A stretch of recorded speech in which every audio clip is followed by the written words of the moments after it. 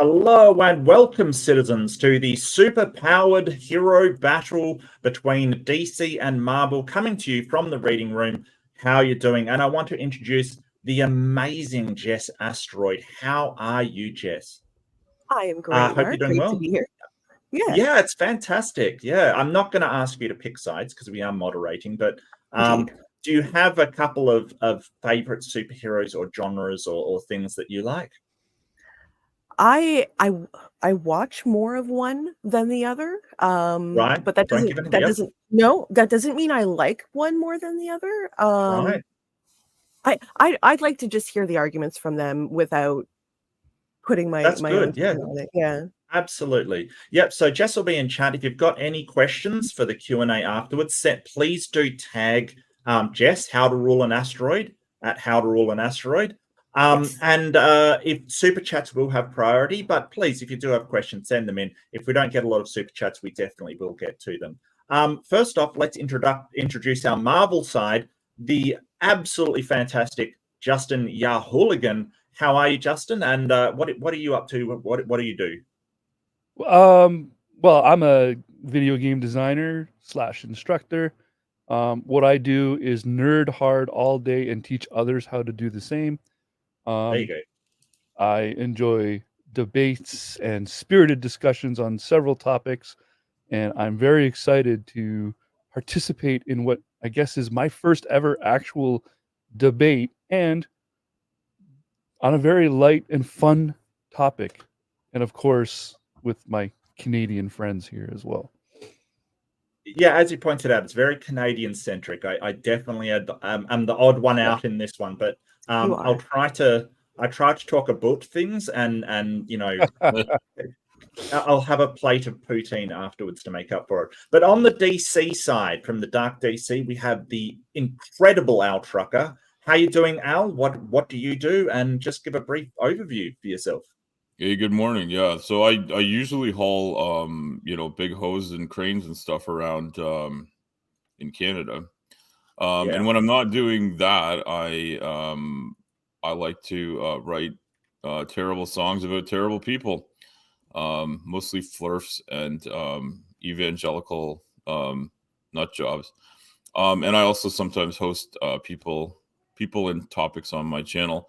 But because I spend so much time trucking, it doesn't happen often. So this is my first ever official debate. I think I've debated things with people casually, but never come see me discuss a topic. I'm really pleased to come and be on the side of righteousness here, because and to tell you, as everyone knows, hold on, I want moderator fighting a losing battle. This is introductions, and this is introduction.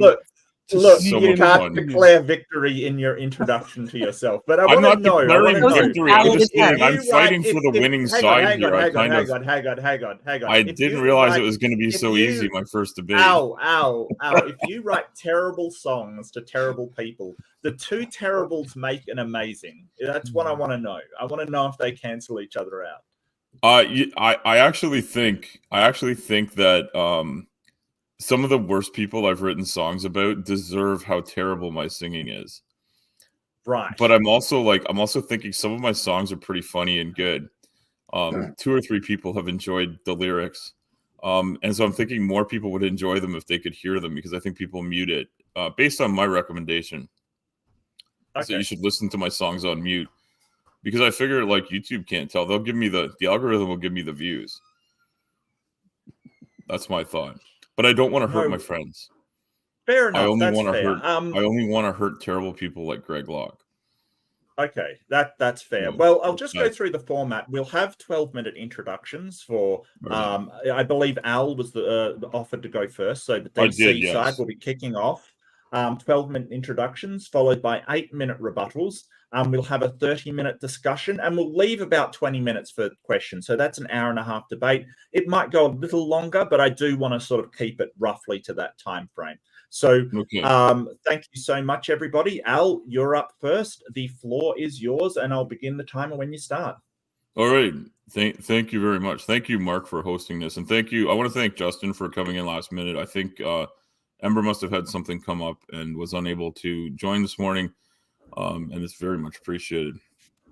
So I'm here to defend why DC is the best of the two comic book powerhouses that we've had in our world for probably over a century. I don't even know the timing on it. I didn't look that up. I did look this up.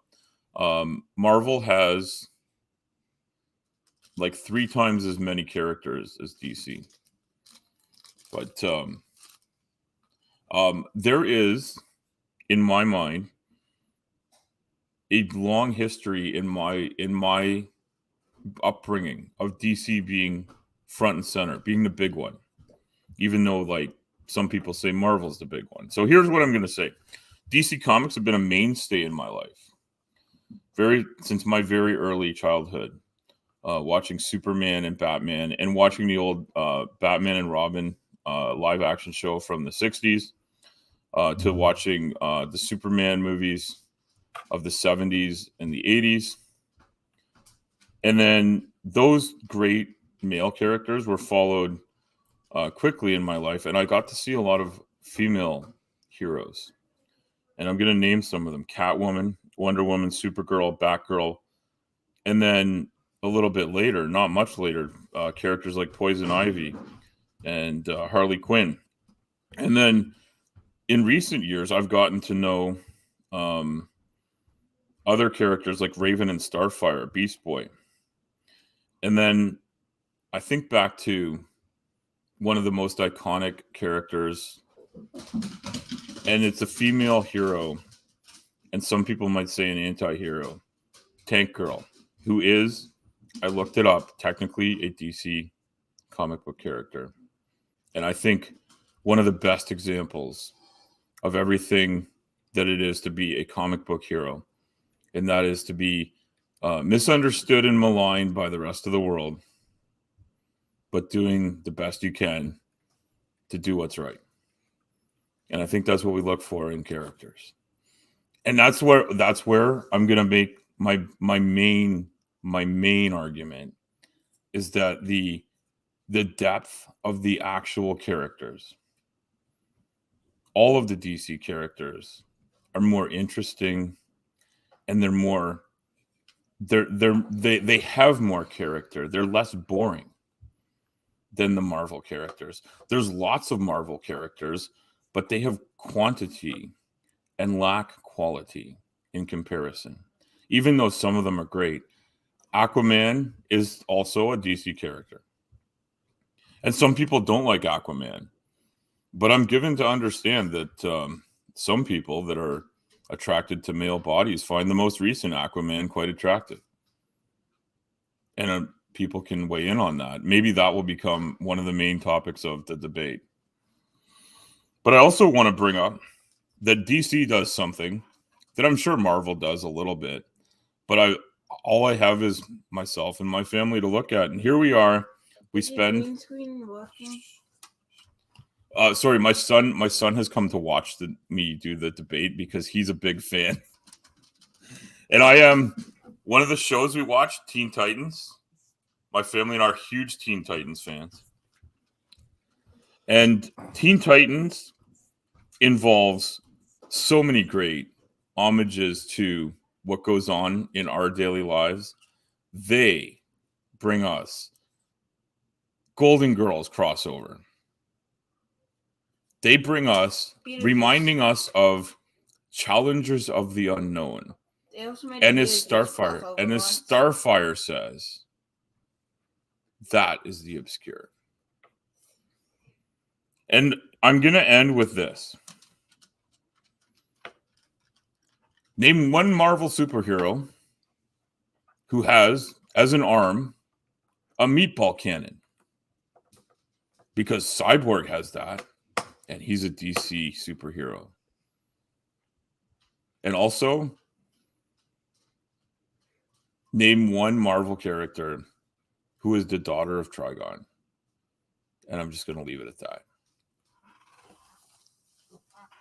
All right. That's you've got 7 minutes over, so you've got a lot of time left. Do you want to just pass up your time?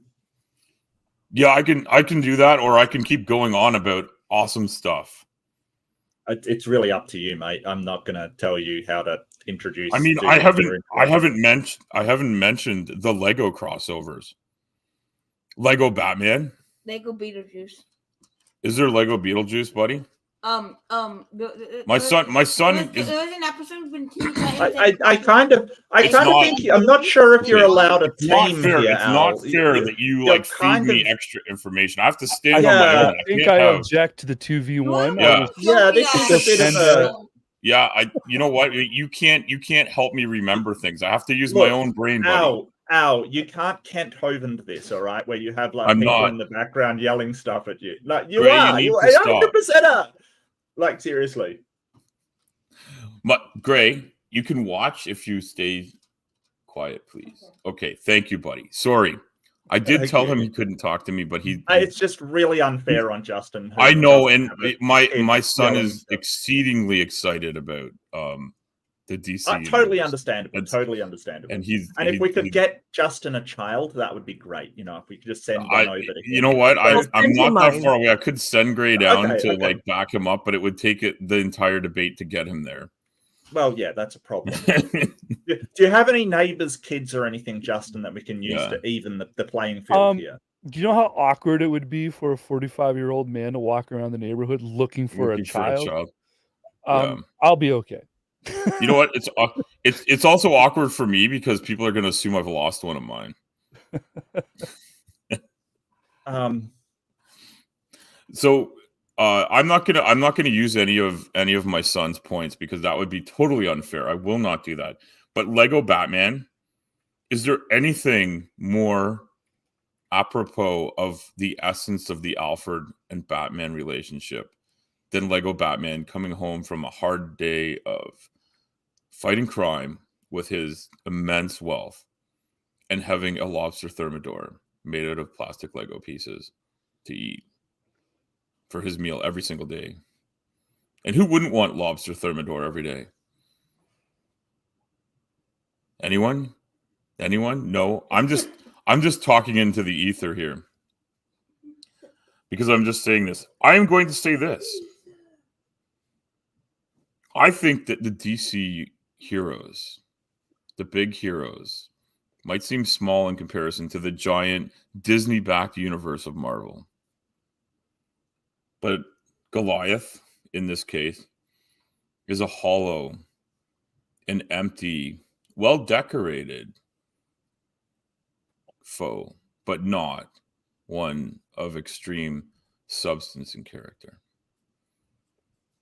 There are so many instances I can think of where DC steps up with amazing humor, amazing homage, and what people might call Easter eggs in their videos, their movies, their comics, the crossovers and the humor that exists throughout is something that I take great pleasure in, and I enjoy sharing with my family. And maybe that's too subjective of a marker, but for something like comic books, whether you're in the book or in a show or a movie or even a t-shirt, if it doesn't tickle your own fancy, what good is it? Anyway, hopefully that's enough prattling on, and we can have Justin tell us why he's on the losing side. Okay, and with that shade, thank you so much, Al. Really appreciate it. And we'll be going for Justin. Thank you so much for filling in, Justin. Really appreciate it, mate. You've got 12 minutes, and I'll begin when you start talking. All right. Well, I was asked to come in here and debate which is best, the great Marvel versus DC debate. Well, first, how do we decide which one is best? And I'll point out real quick that my opponent here, Al Trucker, by the time he was done naming the three characters people knew, Wonder Woman, Batman, and I'm not even sure if he mentioned Superman, every other character he named, no one even knew who they were. Meanwhile, I could spend my entire 12 minutes naming Marvel characters everyone here is familiar with in one way or another. I would also argue that the better comic book franchise is Marvel, because I don't see a DC universe doing a very great job out there right now. Meanwhile, we're all ready for that next big Marvel movie. Deadpool versus Wolverine, anyone? Very exciting. The characters in the Marvel universe, when we talk about the heroes especially, are a little more interesting. They're more relatable. They're, for the most part, your average everyday Joe. They don't usually come from other planets or are super billionaires, although those characters do exist. And there's a lot of similarities in the heroes between the Marvel and the DC universe. Where Marvel gets even better, though, is in the dark side and the light side of their characters. I'll mention Spider-Man, for instance, who's constantly battling his personal life between his superhero life and his ability to keep those he loves safe and secret, while also trying to keep everyone else in the city safe. Those are dichotomies that are very interesting to people. And most of the Marvel characters have these dark and light side problems with their secret identities and their real identities. Another great thing that happens in Marvel is the villains.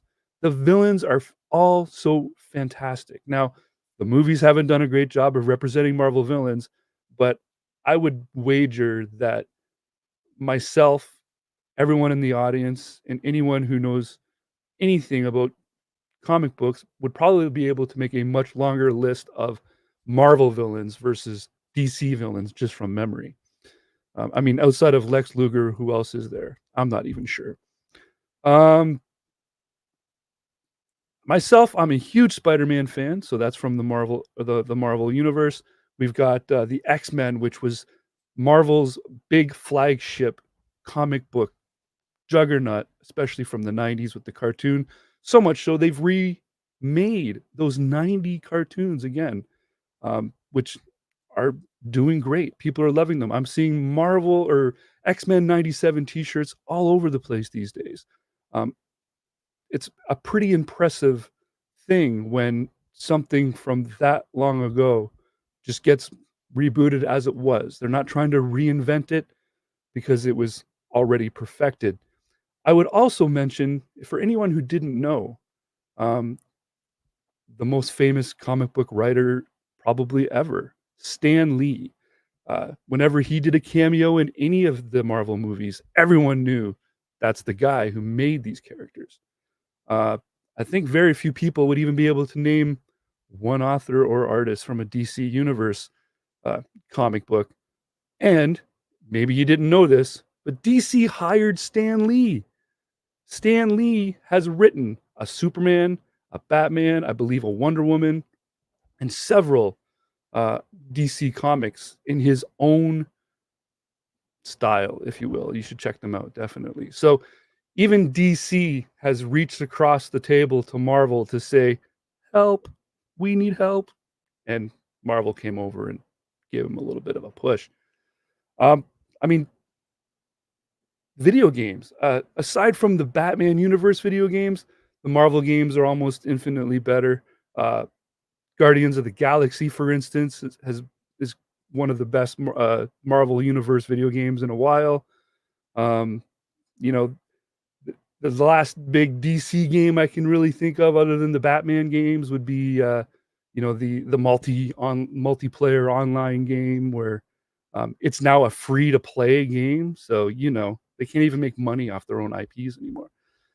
Long story short, with the exception of maybe the top three big ones, the Batmans, the Supermans, and the Wonder Woman, DC has a very lackluster, weak roster that constantly just looks over across the table to Marvel and says, oh, look, Marvel has a Submariner, we'll do an Aquaman, or, oh, they have a Quicksilver, so let's make a Flash, or even worse, let's make someone who's so overpowered, he's not really that interesting at all. I shouldn't even have to mention that I'm talking about Superman there. I'm not sure I can fill up 12 minutes about why Marvel is better than DC. So I'll just end with an Excelsior, and thank you. Thank you so much, Justin. That was amazing. Great introduction on the fly. Al, you've got 8 minutes rebuttal. Take it away. Sorry, I muted myself to avoid having extra background noise because my son is super excited about this. Justin, I agree that you've made some somewhat salient points, but I think I can counter some of them. One of the ones that you had was wondering if people could name some villains from the DC universe, and I would say that DC's done an excellent job of having villains that are huge characters that worthy of their own movies. The Suicide Squad movies, in particular, show us, the Joker, Harley Quinn, that story. I think that's a huge story. I think Harley Quinn's a very interesting character. Some people aren't into that. Some people don't want to watch the villains, but the villains and their exploits are also very interesting and exciting. And it's interesting and exciting to see the villains made to do what's right for the world, to save the universe from destruction. That's something that I haven't seen out of the Marvel universe, but maybe because the Marvel universe doesn't draw me in as much. The DC universe keeps on giving me something that I want to see, that I want to get into, that I want to share with my family.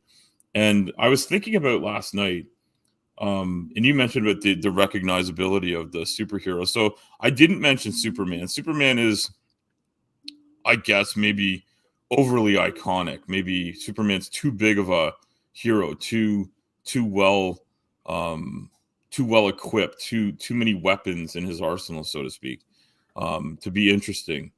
And I certainly didn't think so as a young child. And I've been a fan of the Superman story for a long time, since my very early childhood. I'm of an age where I was a young child of I think maybe I would have been about 3 when the late 70s movies were coming out, which were not the first ones ever made, but the ones that are huge in my life, with the great battle against Lex Luthor, and I remember watching them over and over again as a child.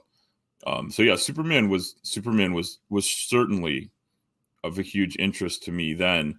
But I became way more interested in these other ones. And you say people don't recognize them. But Wonder Woman, Batman, the Batman and Robin series, like there's so much there.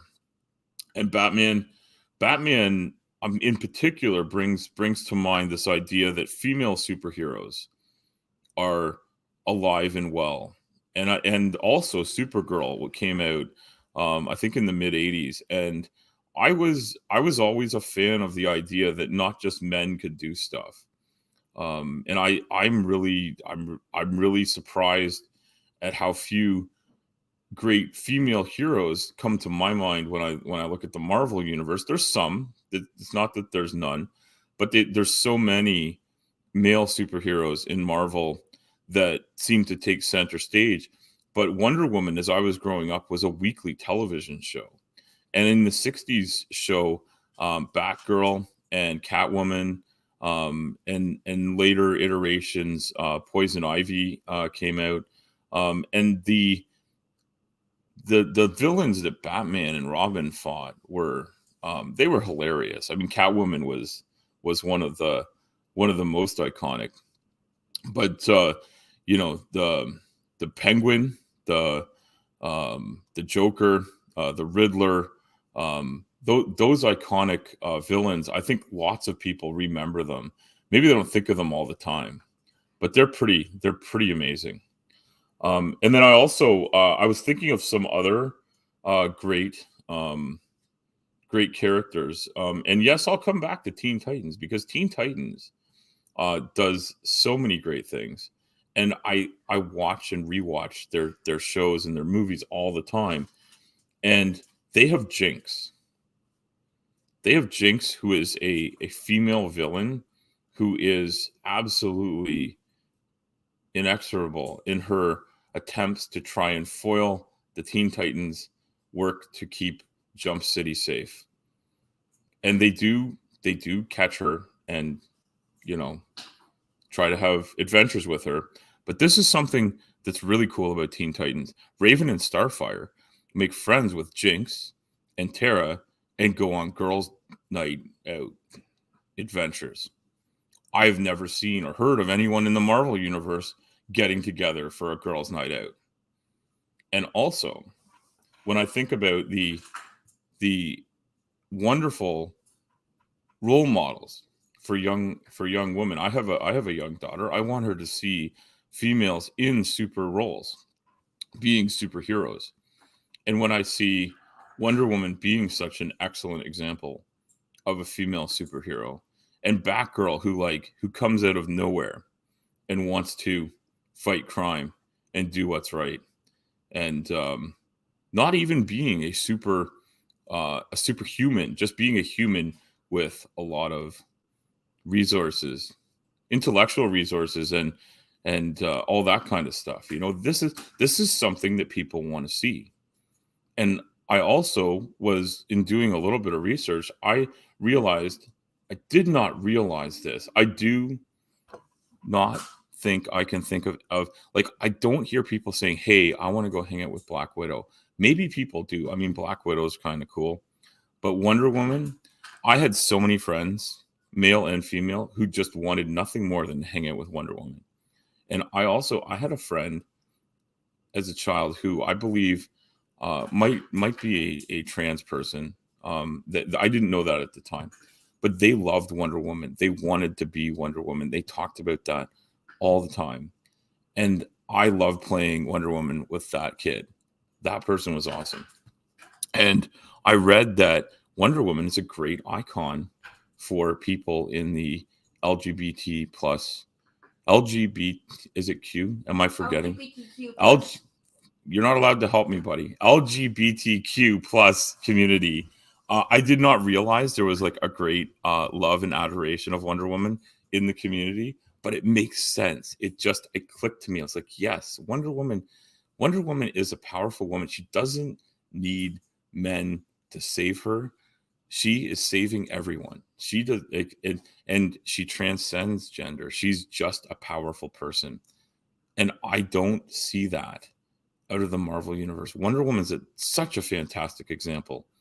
And you don't have to have a video game that sells a lot. You know, it doesn't matter what you sell. It matters what your content is. Am I out of time? No, 30 seconds. Okay, so I'm just going to say, it doesn't matter how much you sell. It doesn't matter how popular you are. It matters what substance you have and what message you are getting out. I'll end at that. Fantastic. Thanks, Alan. This 30 seconds fair. Beautiful. Again, thank you, Al. That's awesome. But it's your turn to rebut, Justin. So whenever you're ready, go for it and start your rebuttal. First, I'll mention. Yeah, got it. So first, I'll mention the straw man that Al just set up when apparently I said that no one could even name a Marvel villain. That's not what I said. I said if you asked people to create a list of Marvel villains versus DC villains, that the list of Marvel villains would be not only longer, but way more awesome. Now, if we want to talk about a comic book series or an IP or a license of substance, if we want to talk about characters that represent people and their daily challenges, well, then let's look no further than one of the biggest Marvel IPs, which is the X-Men, a group of mutants, people who were born different, actively trying to fight for their spot in society, where society wants them to, register their abilities, and they want to like lock up certain ones they've deemed to be too dangerous to be part of society. It's actually just a perfect translation of minorities fighting for their rights and their own place in society. So, I mean, those kind of storylines exist on both sides. The only difference is that on the Marvel side, we have an entire team filled with characters that everyone can relate to. On your side, we got Wonder Woman. who is just a skin replacement of a Superman. On that topic, I'll transition into your point on female characters and representation. Okay, so let's see. We're on Team DC, and we want to pander to the female members of our audience. What do? Let's take our best IPs and just make them girls. So we got Supergirl, Batwoman, and we're just gonna recycle what we already know and have, just to get a female representation in there. Meanwhile, what does Marvel do? Marvel gives completely unique female characters, and they don't all have to be good characters. And what I mean is on the side of good. Not that they're not great characters. I'm saying we've got the Scarlet Witch, for example. Started out kind of on the gray side, on the bad side, slowly transitions into like, no, I'm an Avenger. And then, she totally loses it. And she has a lot of emotional issues that people can relate to. She has her ups and downs. Black Widow, same thing. She comes from a very, very tough upbringing, but what does she do? She rises to the occasion to fight for the side of good. So female representation in the Marvel universe is not only does it exist, but they give these women in that universe a lot more personality, and they give them their own characters. Rogue is a fantastic character, a female character that longs for companionship, but yet anything she touches or everyone she touches, she injures. It's a pretty interesting and dynamic dichotomy and problem, which is characteristic of Marvel characters. They always have these interesting, like, that's a crazy ability, and look how hard it is for them to live with these abilities. Meanwhile, at the same time, they go out and help others and do the best that they can. On the topic of Batman villains, sure, Batman easily has one of the best villain rosters available. But again, any 8-year-old child could come up with Eggman. Like, honestly, it's a filler villain. They went, we need someone for Batman to fight this week, and he's put everyone else in jail. And they just opened their book of puns and invented a bunch of villains for him to play with. The long story short is, I feel so confident on my position of Marvel is best that I feel like the only chance Al has to really push the DC side of the argument is because everyone loves an underdog. And I will concede the rest of my time. Now you are muted, Mark. Thank you. Yeah, all right. Thank you so much, Justin. I really appreciate it. I had to do it at least once, so thank you. I think I will announce as well that I am opening up a Discord. I'm just going to grab the link for you all. It's a very interesting time for me. So I'm opening up the Discord called the Interrobang. You can join if you want to keep up to date with Mark Reed related things, atheist related things. I also have sections for gaming and stuff. So if you enjoy just hanging out, chilling out, or debating and talking about serious things, consider joining my Discord. It's going to be a lot of fun. So I'm just going to throw that in there. So feel free to join. Joining is there. And now we're going to go on to 30 minutes discussion. So I guess Justin ended his rebuttal first. So Al, if you want to start us off with the discussion, the floor is all yours. All right. Sorry, I had to get off mute and I coughed right after I clicked it. Sorry about that. So yeah, no, I think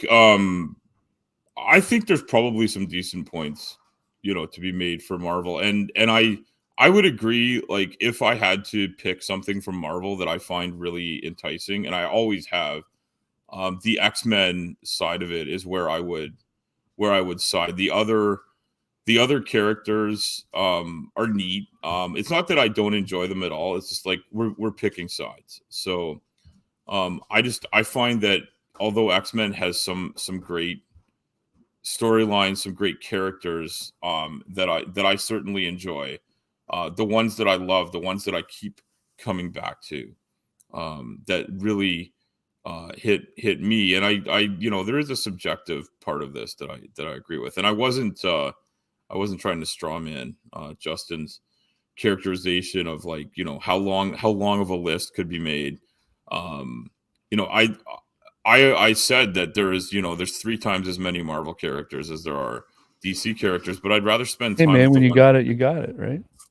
The ones that have been developed, the ones that have been kept for so long, that keep getting I don't want to say resurrected, because like I don't think they've ever really gone anywhere, but they keep on working with the same ones. And I'm sorry, a dog decided to come and join us, and my daughter is trying to round it up. That's fine. Hopefully that won't be too much of a distraction. I don't necessarily agree that Marvel's just rehashing the same stories over and over again. In fact, the entire MCU is based on what Marvel would have considered their second best characters, right? When they first decided to develop the Iron Man movies, not only did they get an actor that everyone was like, really, is this the guy we're going to have representing Marvel? This guy who just came out of rehab and has a checkered past, and he did a fantastic job. And this movie just sold gangbusters and gave birth to an entire universe that film people love still. I mean, comic book movies in general, I think we'll all agree, are getting pretty tired. However, we're all excited for the 3rd Deadpool movie. I don't know anybody who's talking or excited about the 3rd Wonder Woman or the 3rd Aquaman, because I'm not sure those are going to happen. Yeah, and I just don't think that's a good metric to judge it by, Justin. But I get what you're saying, but I feel like a lot of that has to do with the fact that Disney's pushing this stuff now. Well, what is the metric then? What makes one IP better than the other? What makes Marvel better than DC? Notice how I just automatically made Marvel better than DC. But no, like all the money in the universe doesn't make them better. The quality of so by what metric are we trying to determine which one is the better of the two? Well, for me, it comes down to the characters that I identify with, that tickle something in my fancy, so to speak. But also, so if the entire world was populated of Al Truckers, then DC would be the best, because that's right. That's right. And you know what? I don't have enough energy to make that happen, but I am willing to give it the old college try. No, I think that there's a subjective point to this, but I when I look at it as objectively as I can, the reasons why I have the subjective opinion I have are based on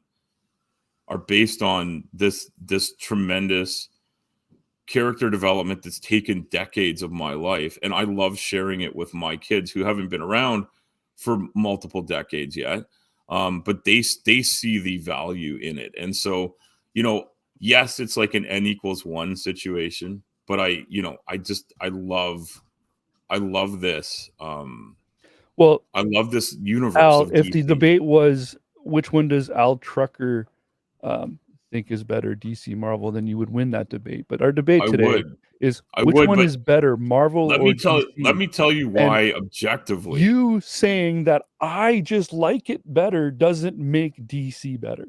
But this is the reason why. Because when I watch a Marvel movie, I'm bored.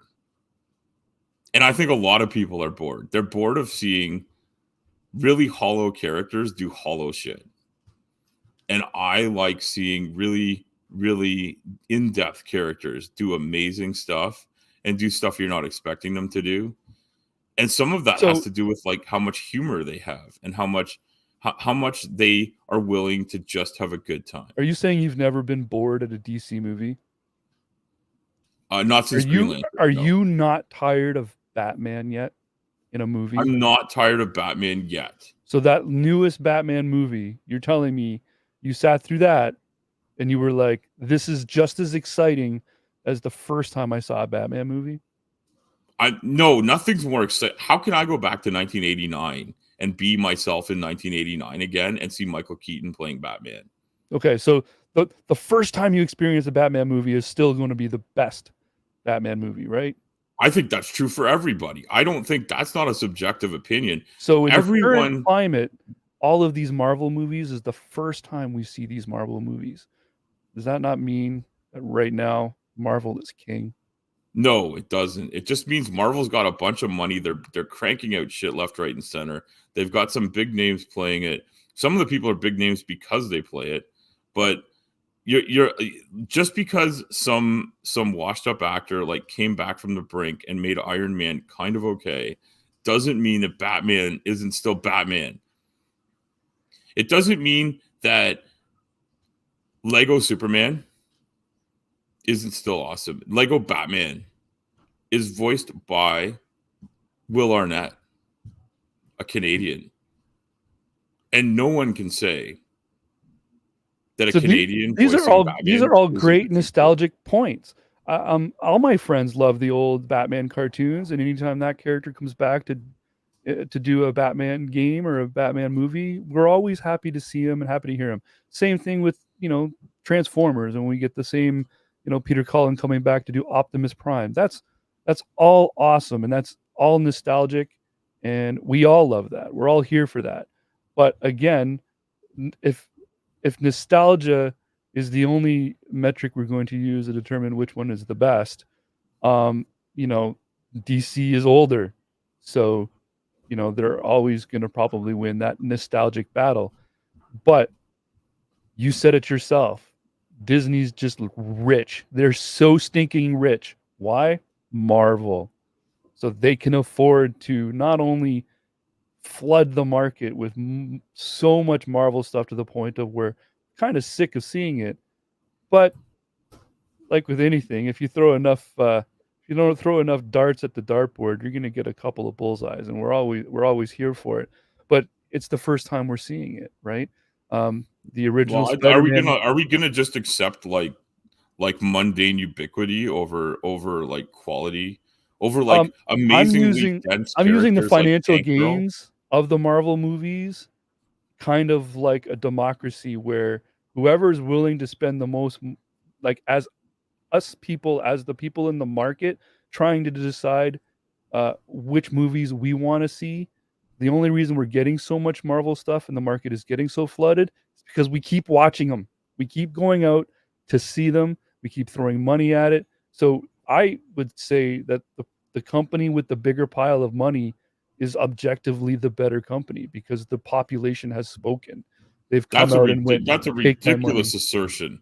Disney was making money long before Marvel ever came into their group. The same with Star Wars and other franchises they've bought up. Disney's been making money hand over fist with all sorts of nefarious techniques. But this isn't a debate about Disney. And I don't even know if it's a debate about billionaires. I mean, both groups have, DC and Marvel both have some billionaires that, like, instead of being, bitten by some sort of toxic animal or whatever and then turning into something, but just having money does not make you the best. And just because a lot of people do something doesn't make it the best. Well, I'm trying to also point out that where they're putting their money, right? So sure, the richer company doesn't necessarily make them the better company. But what I'm trying to point out here is that Disney, and even before Disney, the money was getting put into Marvel movies more so than the DC movies. Why? Because every time we go see a DC movie, we're just face palming by the end of it. As opposed to the Marvel movies, right up until the moment of Endgame, I think anybody would be hard to argue that those were not some of the best movies we've seen in a long time when it comes to the realm of superhero. Yes, the market is incredibly flooded right now, but that's just the side effect of how much the people enjoyed the MCU up to that point. I don't see people lining up or crying for the next Justice League movie because not only did that movie come out a hot pile of they had to re-release the original version 4 hours of what the hell am I watching? and then people pretended that they enjoyed that. What do you mean they pretended? We can't. Are we going to let the Rockefellers flood the market with their nonsense and take away every small independent operator? Are we going to take away the absolute genius of Tank Girl? What an amazing character. What a counterculture character. Again, you're just trying speaking so from hard. your own personal thing, though. Like, I'm not just because I share a name with the author of the thing does not mean that I'm the same person. No, but our middle initial is different. I'm not trying to take anything away from Tank Girl. What I'm trying to point out here is I'm trying to make the argument that Marvel is best because a Tank Girl movie just flopped. Nobody even knows that movie exists. The Tank Girl movie did flop, but it is campy as hell, man. There was nothing campier than the Tank Girl movie from 1995. And we all respect your personal enjoyment of a bad movie. That's fantastic. Lots of people love B movies, but I don't see Tank Girl 16 coming out. Meanwhile, the MCU. Why would we want to when the Tank Girl comic books are so good on their own? They stand on their own. They don't need to be remade. What's there is enough. Is it though? It is. Because I wonder how many people in the audience right now knew Tank Girl existed before you brought her up. I have no idea how many people. Just not knowing that something exists does not make it less of a quality thing. Again, not my argument. I'm not trying to say that DC doesn't have quality. What I'm saying is, in the debate of which is better, Marvel and DC, I think that Marvel is leaps and bounds better because the market keeps asking for more and they keep putting out more and more and more. Even the Marvel TV shows. Why don't we switch gears a little bit and talk about this? Because in the 80s and 70s, sure, we had some Wonder Woman, we had some Incredible Hulk, but where are these DC shows now? Well, Incredible Hulk was Marvel. Right. But the cartoon Incredible Hulk is one of the Marvel ones I enjoyed. I found the Spider-Man shows really, really boring. The animated Spider-Mans. Which one? I didn't hate the Spider-Man movie with animated series. What's that? Which one? Because Spider-Man has been animated. Well, there's been a bunch of them. I'm so old. I'm thinking back to the one that was probably came out the same year as Rocket Robin Hood. Right. So you're talking about the slideshow looking ones. The slideshow looking one. Yeah. But it you know what? It turned me off. It turned me off. Yeah. The one that was so successful that everyone here could regurgitate the theme song from that one.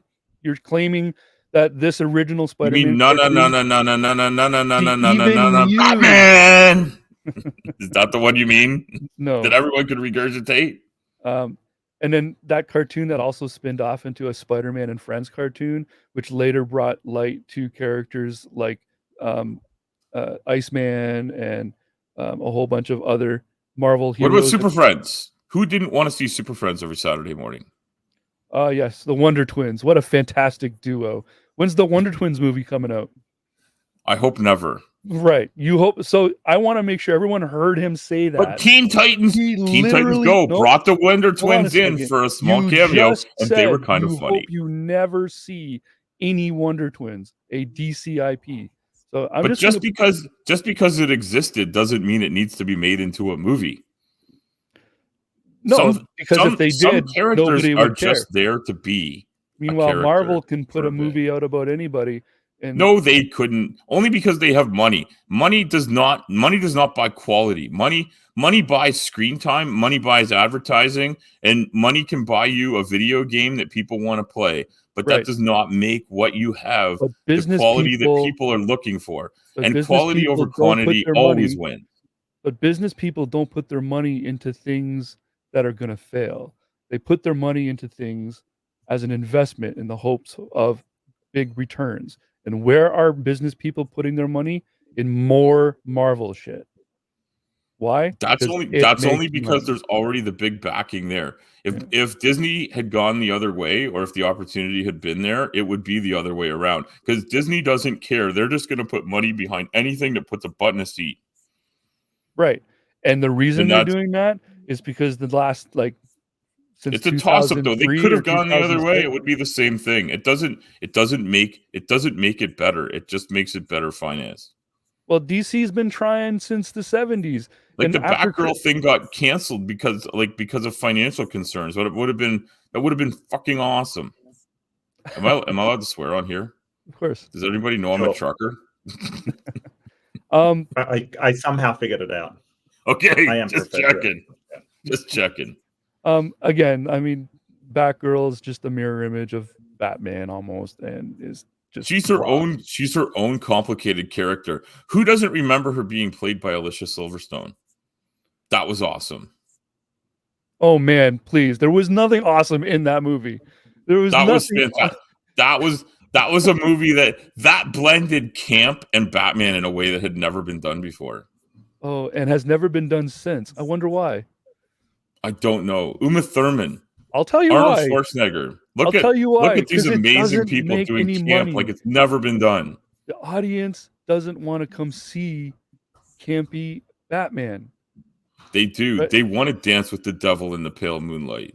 Again, you're quoting the original 1989 Batman, which no one here will argue isn't fantastic, but they've been trying to capture that back by going back to the well, to the beginning again and again and again. And they've been successful, right? The Dark Knight series was definitely great.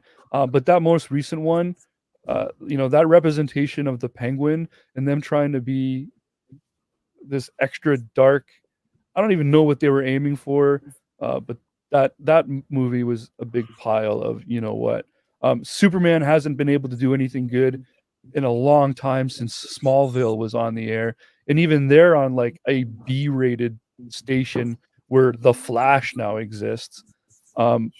Meanwhile, Marvel is still just pumping out fantastic movies over and over and over again. Yeah, there's some misses, but the population clearly wants it because they wouldn't be investing their money foolishly if they didn't think there was any profit to be gained from it. And as long as the number is a positive number at the end of the day, as far as cash flow goes, they consider it a success, even if it's a flop. That doesn't, you know what? That doesn't hold any water with me. Just this financial argument, I just can't see how it's relevant. When you're sitting there reading a comic book, or you're sitting in the movie theater, or you're at home watching a TV show, when you're in the moment, you don't give a shit about how much money they're making off of it. If they put together an engaging story, something that you enjoy watching, something that makes you laugh, something that makes you cry, something that makes you cringe, any of that, anything that gives you an actual emotion that engages you with the characters and what they're doing, the money being made by the business people in the background is not on your mind. And if that is on your mind, if that's what you're saying to yourself is like, wow, I bet this is making them a lot of money, then you're not enjoying the comic book. You're not enjoying the characters for what they are and who they are. And well, if the debate was which comics do I enjoy the most, then I would probably be sitting here talking about Spawn or some of these other comic book series that are also like incredibly deep and amazing. And the artwork from the Spawn comic books, frankly, buries most comic book series out there.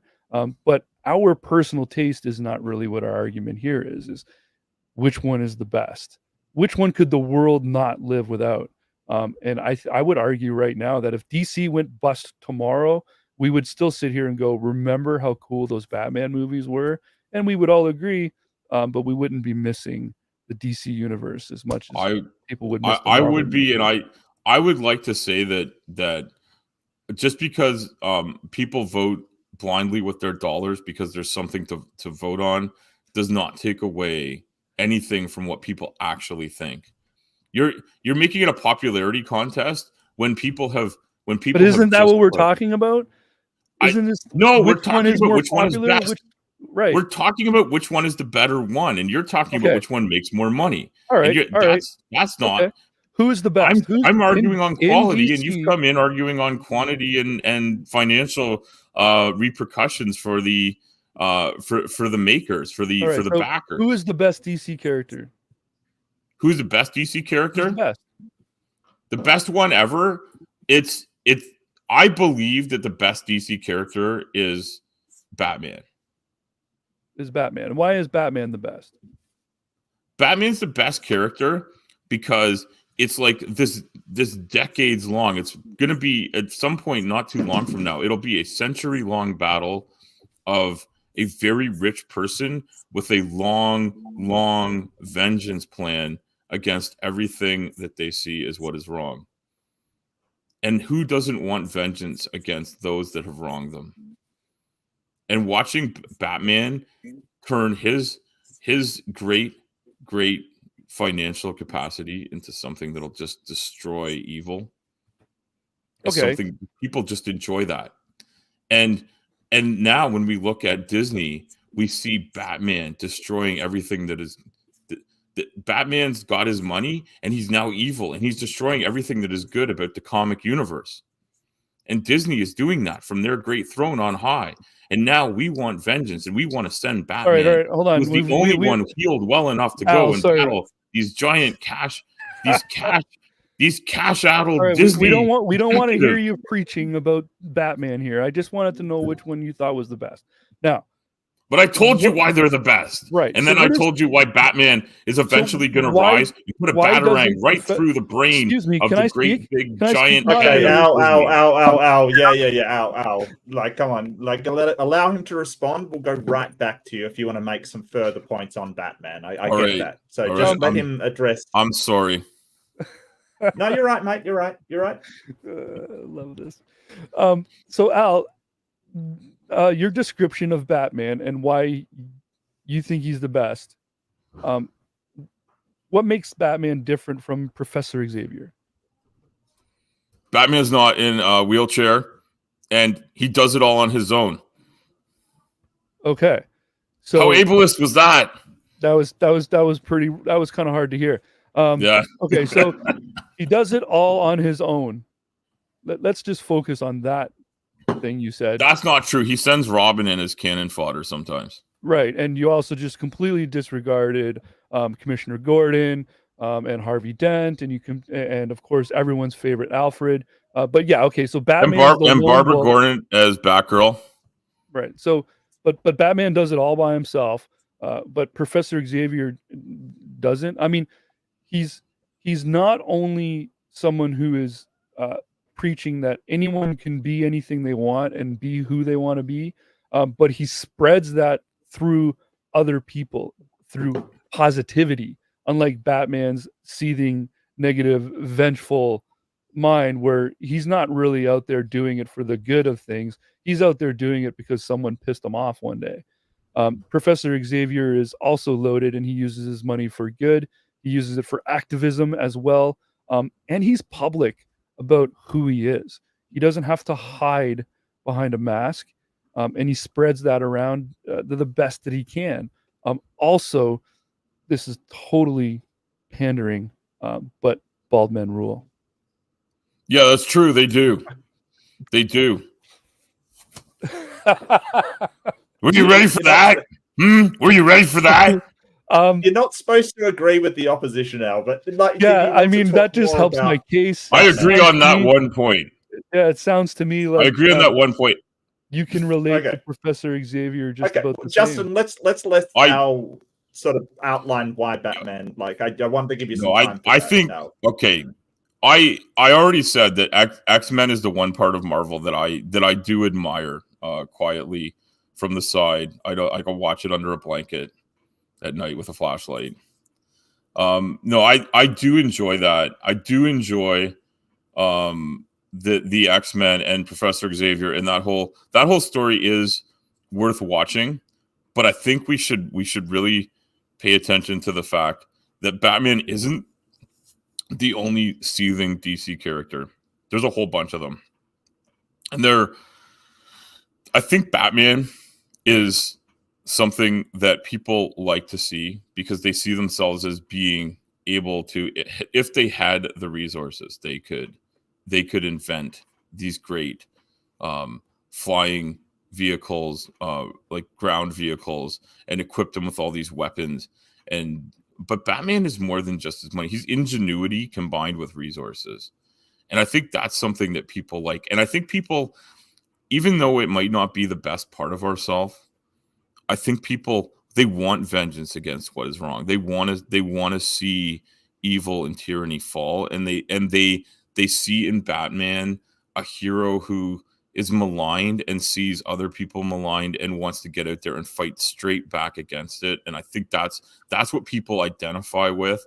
And they're like, yeah, if I had the time in a cave and I had Alfred and Robin helping me, I could build some pretty cool effing shit. I could build myself I would build myself a big black truck, and I'd have weapons all over it, and I would find the evildoers in this world, and I would blow them off the face of the earth. And I'd put a batarang like around the castle precipice of their fortress, and I would climb up there.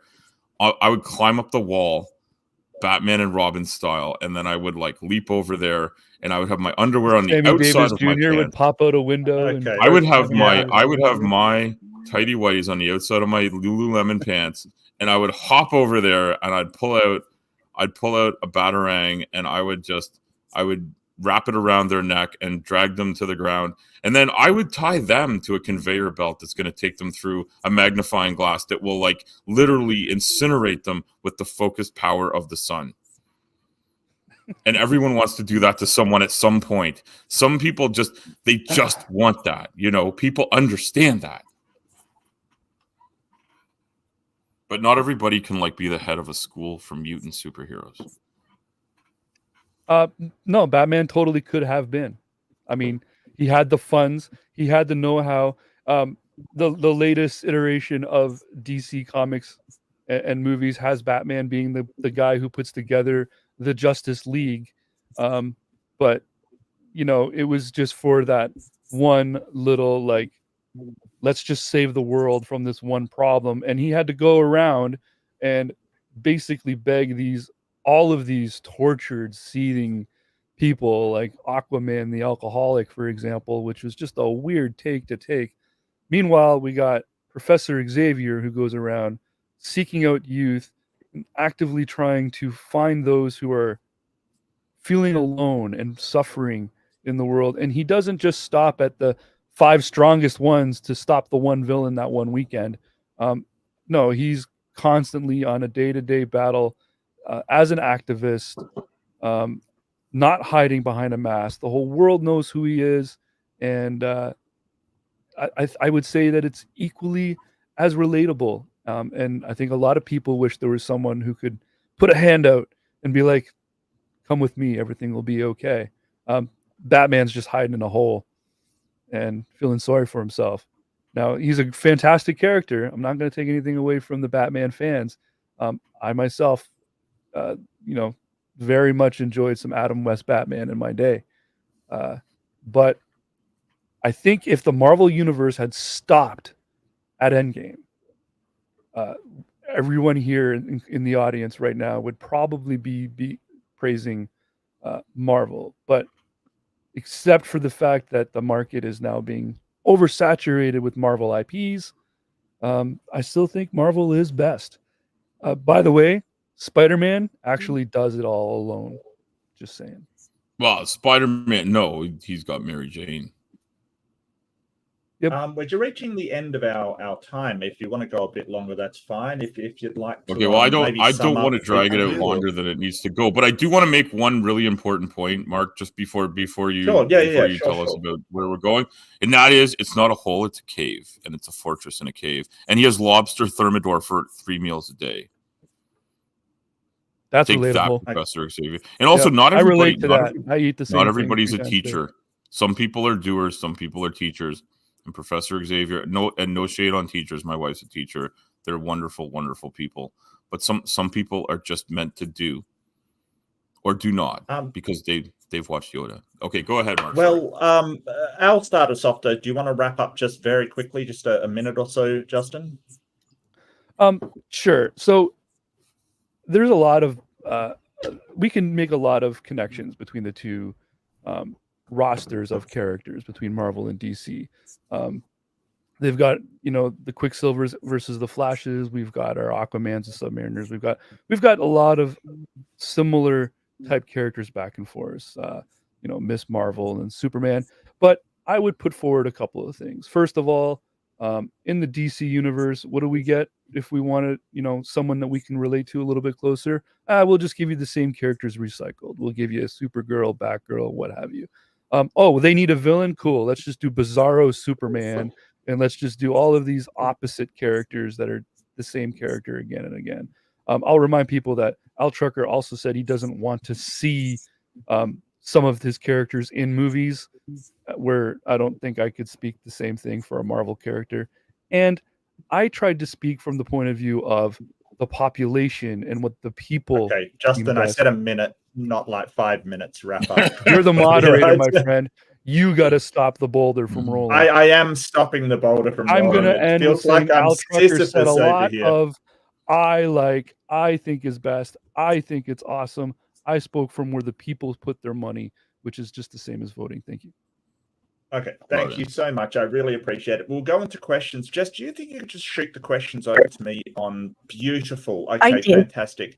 And we did get a super chat from the wonderful Robin, Power Woman Robin over here, who's for 6 months for $5. Oh, no, I have to find it. But sorry, my superpowers have become depleted. Bear with me. While there we go. Okay, so from Robin Webster for $5. Sorry, Jesse E is best. Batman, of course, is my favorite. He's a good friend of mine. Superman and Wonder Woman is the bomb. And I think that's directed heartily in your direction, Justin. So if you want to respond to that. Sure. I won't sit here and I mean, it would be foolish for me to sit here and say Batman and Superman and Wonder Woman are not fantastic. But I would say go ahead and try to continue that list. It pretty much stops there. Okay, fantastic. Al, do you have anything to add to that? Yeah, I think the list is far longer than that, and I agree. Some of the people, some of the great heroes on the list are going to be, lesser known, but I think that Robin stands on his own as a character, and everyone knows Robin from Batman. But I also think that just having some great characters that you can keep going to over and over again is not a bad thing. But I'm going to bring back two really, really important points. And I hope people know about these. And if they don't, they absolutely need to find out about these. And here they are. Teen Titans, all of the characters in Teen Titans are absolutely amazing. They could all stand on their own, but as a team, they're unstoppable. And Tank Girl totally stands on her own. And yeah, she might be a little bit obscure. Not as obscure as Challenges of the Unknown, which I also highly recommend you check out. But they're a little bit unknown. But I absolutely think that the list is long. Not as long as Marvel's list, because Marvel's list is just a list. It's built on a list of a list of a list. DC has got substance, and that's what counts. Justin, the question was for you. Do you have anything to add to that? I'm just going to point out that Al had to dig into the deep cuts and make recommendations for what people should check out. I don't need to do that with the Marvel Universe. You've seen it. All right. Well, fantastic. Next question is from Ember.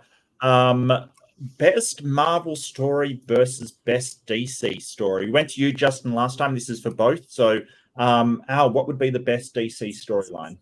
The best DC storyline of all time. That's what I'm feeling.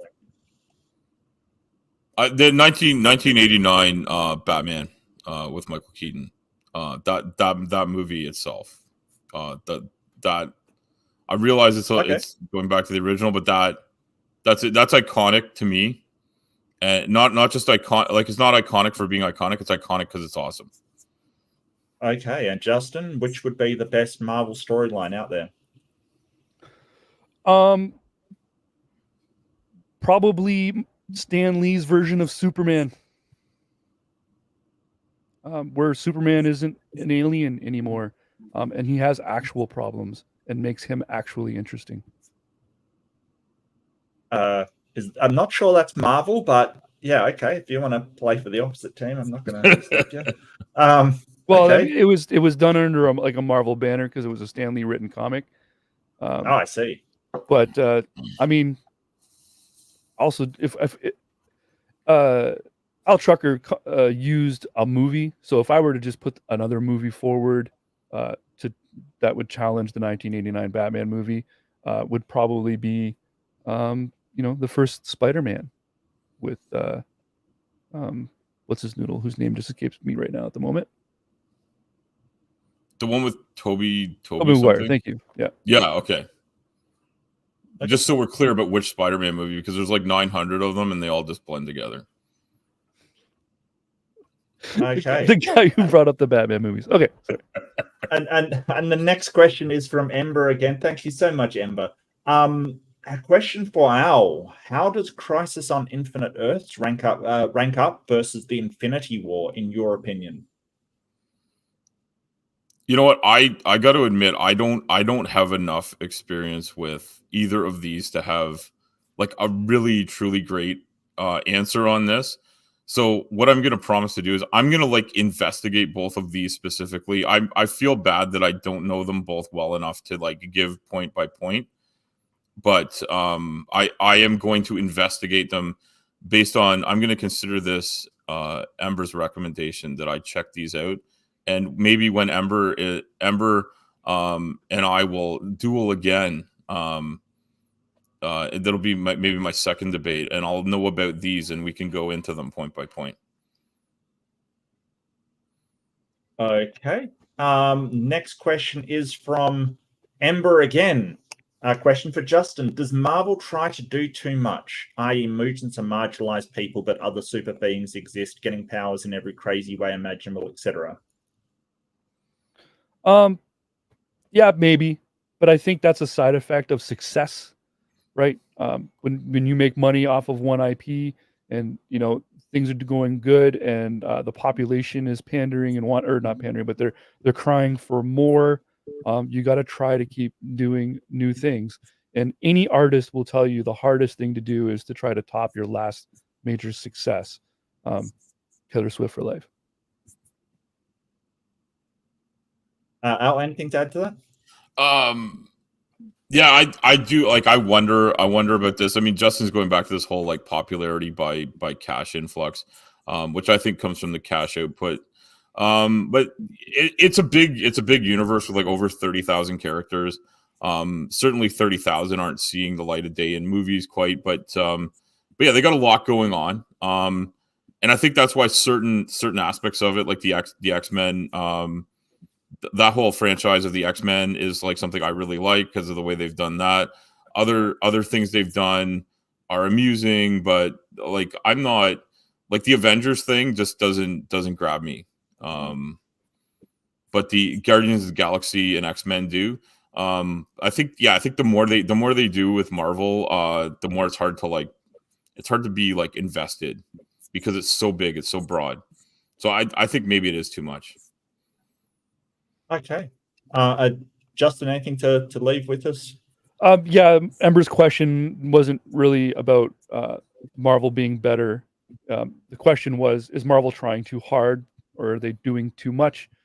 My answer to that, again, was when something is successful, it's stupid to stop. You keep trying, of course. You keep trying to put out more and more. Eventually, you're going to have a lot of misses when you do that kind of thing. But are they trying too much? I mean, you can't really. Okay. Next question again from Ember's just peppering the question. So these are all the questions you would have had if Ember was here. So Al, you not being able to answer a couple, I think maybe you got off lightly, mate. I did, especially with that last one here. Right. And I don't know about this one. Read this one to me here. Hang on. Yeah, I got to read it out. In Marvel, some characters stay dead even when fans hate it. Things change over time. Can DC say the same? No, I really don't think I think DC's done done some like retooling where they just start again, and yeah, that's. I think DC can't say the same, but I also think that Marvel has so many different things going on that it's hard to stay on top of everything they're doing. Yeah, I love DC so much for the characters they bring. And yeah, they do some weird stuff that doesn't seem right. Yeah, I get it, but I love the characters, and I think I love them for the same reason other people love them. And I'm not going to engage with the chat as it goes, but I've seen the odd comment where I can see people are passionate on both sides. At the end of the day, I love comic book characters. I love superheroes. I think everyone does, and the ones that are your favorite could be subjective. And I think when it's your favorite, you'll just let stuff go that maybe you shouldn't. But I think people also get passionate and upset. And it's great that people are engaged enough with their characters, the ones they love, whoever they are, that they actually care. I think that's Ember says, even when the fans hate it, if there isn't something to hate, then you haven't grabbed people. And I guess that it works out. I works out on both sides. I don't think that DC is just pandering. I think that's what Ember is suggesting. I think they're doing what they want to do. And I think Marvel is doing more pandering. Like Justin says, they're just trying to make money. Justin, have you got a response to that? Yeah, so I think what Ember is trying to point out here is, Superman coming back from the dead. And by the way, earlier the question of which storyline was best, Marvel versus DC, that was the right answer, was Superman's death. Now, the question here is, some characters stay dead even when fans hate it. Things change over time. Can DC say the same? I'm not sure if DC's ever killed off a character and kept them dead. I mean, Batman's parents, they stayed dead because otherwise there would be no Batman. Yeah, I don't really have much more to add to that, but the Superman death was definitely... Superman, when he died in the comics, it was on the real life news. That's how big that story was. Anyway. Yeah, that's true. Al, do you want to close this out, or are you fine to leave? Yeah, well, DC character made the real news. Good point. Thanks, Justin. Okay, next question. Question for Justin. It may be true that Marvel has far superior storytelling and character depth, but Batman versus Superman, can Marvel come close? Civil War was good, but, and I presume they're implying that it wasn't as good as Batman versus Superman. Yeah, that's a tough question, because the interesting the dichotomy that we get between Batman and Superman is an average common man. And I'm not saying Batman is average, but I'm saying is Batman inherently has no actual superpowers, right? His superpower is bank account. Where Superman is essentially all powerful. Like, the man can literally turn back time just by flying in a different direction. So the reason the Batman Superman thing is so interesting is because no one can imagine how Batman could beat Superman. So it's always kind of interesting to see, how is Batman going to stop Superman at all? Yeah, Civil War was definitely interesting, but they had to put a lot of IP, like a lot of characters in that particular movie is the only thing I'm familiar with when it comes to Civil War, to make that thing fly. However, Deadpool is interesting enough on his own as that gray character, that Deadpool in any movie against somebody is generally fun to watch. Isn't Superman just a regular man on planet Krypton, which no longer exists?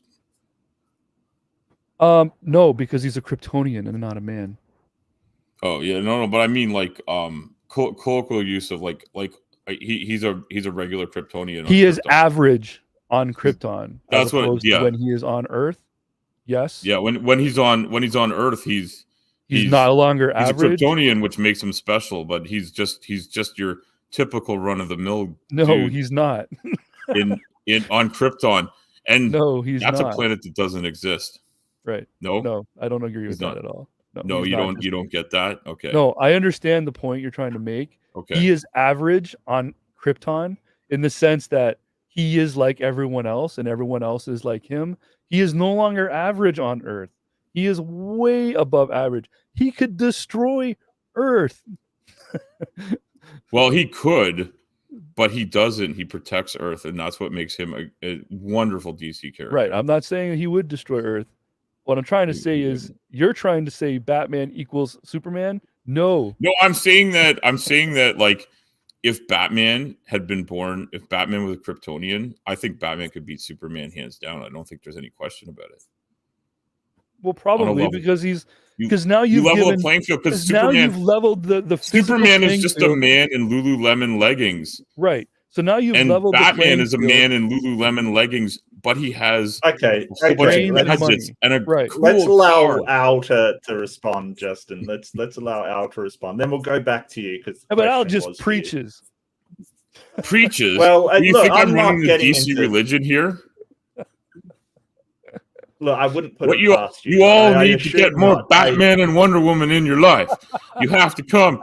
You have to come. You have to come. You have to pray. You have to bow down to Batman and Wonder Woman. You got to get that golden lasso around your neck. You got to feel the power of the DC universe in your blood. There you go. Right. There you go. Is that what you were hoping for? Make their way to the Justice Hall. I think I know what Flat Earther feels like now. The moderators are just sitting there doing nothing while this guy preaches. Sorry. Yeah. Okay. Well, it's back to you, Justin. Go for it. That's very rude. I'm going to deduct 2 non-existent points for that. Go for it, Justin. It's your time to preach. I didn't know we were getting points. You are now. Okay. Good.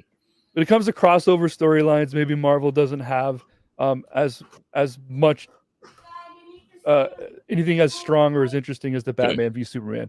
Galactus and Silver Surfer and that whole thing with the Fantastic Four is pretty interesting, right? I made the point that Deadpool against anyone can be pretty fun. But I'm sorry, if you give Batman the same powers as Superman and then you add his intelligence and money and knowledge of the planet and stuff, of course Superman's going to lose. But that doesn't make that story interesting. The story is interesting because we can't imagine how Batman could beat Superman. That's what makes that interesting. If you gave them equal powers, it's now just another Zod story, and who cares? Okay, and next question again from Ember. Ember's just peppered you, haven't she? She's absolutely peppered you. It was fantastic. Okay, no, fantastic. I think it's look amazing. At what she's doing. She's incredible. She showed up for the debate without being here. It's amazing. Basically, yeah, she's just having her own private debate with you. I hope that I was able to do at least 10% the job Ember would have done. That's debatable. We can have a debate about that later. Okay. Question for Al. Spider-Man is Marvel's most famous character, yet he's boring because he never gets a real challenge. How is that different from Superman? I think like they go to huge lengths on both universes to like try and put something there that is a challenge. And we've seen Superman like nearly defeated with kryptonite, which is this, they've brought that in as like this one defeater to this undefeatable character. And I think we all remember seeing in multiple scenes of Superman, because it's an iconic DC character who's had so many turns in movies and comic strips and TV shows and what have you. And there's always this sort of thing where this vulnerability that Superman does have is just, to me is amazing that they did put in this Achilles heel thing for Superman. And that seems to be like, it's a bit of a trope. They keep going back to it, but I think we like seeing Superman as an underdog, and then somehow and oftentimes some other character will come and help him get away from it just so that he can come back and save the day. It's like that one little, like you got to pull the pin on the grenade before you can throw it and have it do anything. Otherwise, you're just lobbing a ball of metal. I think it works for tension. It works for storyline. And I think people like the fact that there is this weakness. I do find Spider-Man boring personally, and I realize Justin doesn't like my personal opinion on it, but I think my opinion mirrors that of many. But Spider-Man is just so ubiquitous in Marvel, and it's overdone, and they're running out of ideas, and he's always on top. Anyway, that's it. That's all I have to say. One thing to add, Justin? Spider-Man and Batman, same guy. Only difference is we can relate to Spider-Man better because we all struggle to pay our rent. That's for damn sure. I can relate to that. And I can't even imagine the rental fee on a cave. Or the insurance on the Batmobile. Can you imagine that? Well, he owns the insurance company. Who cares? I think Superman had the Fortress of Solitude, but I get your point. Yeah. So I'm gonna ask one more question. I do want to skip to, and do apologize, Ember. You asked all the questions and they're really good, but I might skip to just one of Breeze for the last one. Nightwing versus Daredevil. So I presume that's to both of you. Which one and why, Justin? Wow, that's a tough one because, I mean, Nightwing is just DC recycling the same character again. It's Batman, where Daredevil is unique on his own. He also represents another group of people, which is blind people who become. Daredevil becomes a lawyer, and he does it all on his own, and he grows beyond to become something more than just the sum of his parts. Where Nightwing is just Batman's retirement attempt. So I think Daredevil is way more interesting. Al? Yeah, I mean, I'm on the DC side of this. So, like, is Nightwing obviously better than Daredevil? I don't know I don't know in this particular comparison that you can say one is better than the other. Justin keeps making this point about the recycling of characters, but good characters can just keep coming back and doing something new and different and still be the same thing. And I think that's a point in the favor of like these great characters that were created decades ago that still have, they still have importance today.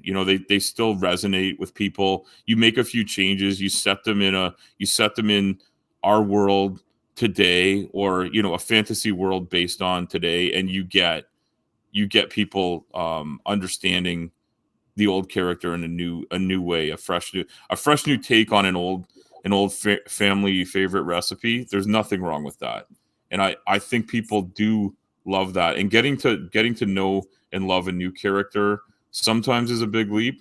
Sometimes it's amazing, but I say I go for Nightwing all the way.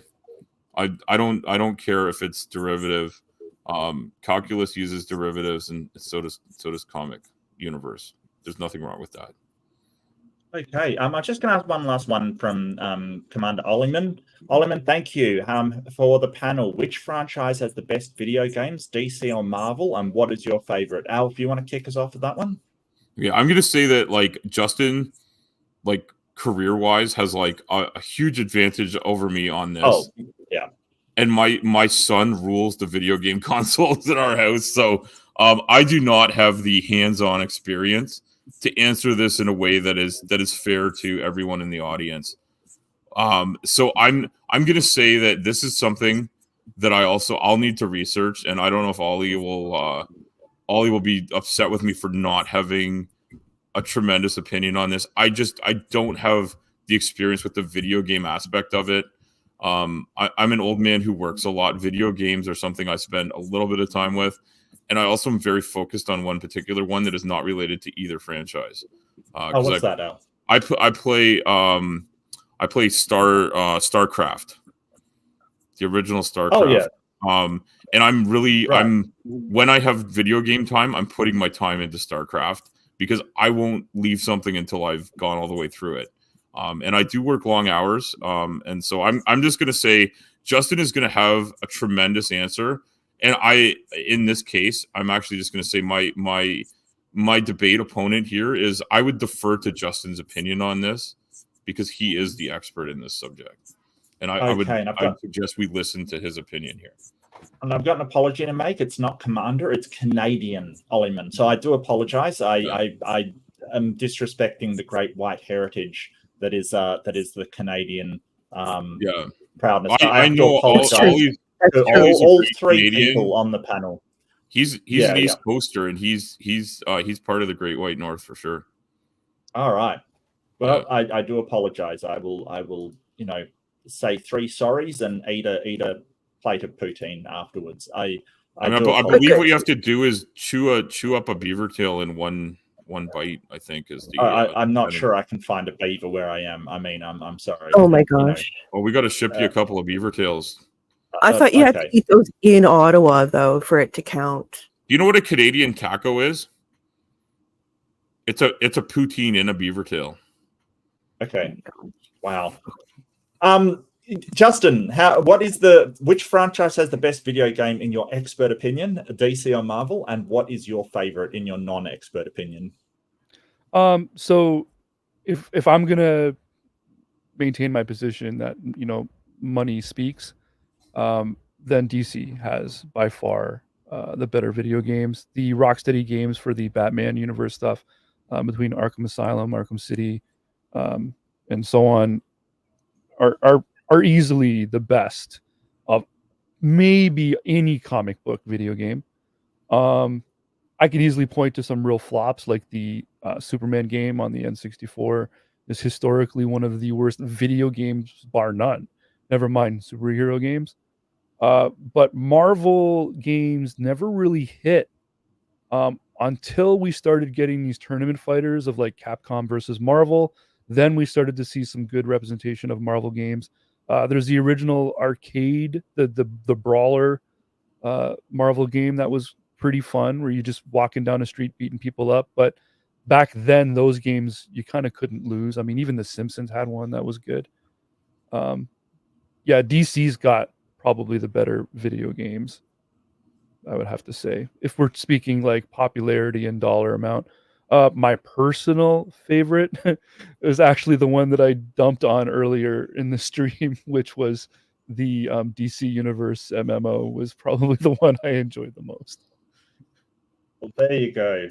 Thank you so much. That was going to be our last question. I apologize anybody that asked a question that didn't get it asked. We kind of ran out of time, but I don't want to keep these two wonderful superheroes too long. I'm disappointed in both of you that A, Plastic Man was never mentioned, and B, Squirrel Girl was never mentioned. I'm absolutely disappointed in both of you. So I really would have liked to hear some about that. But thank you so much for joining us, everybody. Look, the real appreciation should go to YaHouligan and Al Trucker. I will definitely have their links in the description before too long. I've got Al's there already. I just need to throw Justin's in there. I will throw Justin's in the chat because he stood in at very short notice and did an amazing job. I'm actually really impressed with the job that Justin did. Yes, thank you so much, Justin. Yeah, really appreciate he did pretty good coming in on the losing side and holding his own for like. Well, okay, the debate's over. Al, people have to make up their own debate. You can't just throw in shade at the end. Debate's over, and now the moderator speaks up. Just saying. Right. Exactly. Thank you. All the data run So that's the debate. Thank you so much for joining us. Really appreciate it. Jess, thank you so much for helping me out. You were so helpful. Thanks for having me. I could not have done it without you. Absolutely. But yeah, take care, everybody. Be kind to yourself. Be kind to everybody else. Don't fight over comic books. They're only comic books, but this was a ton of fun. So thank you, everybody, and enjoy your day, night, or whatever it is, wherever you are in the world. See you, everyone. Bye.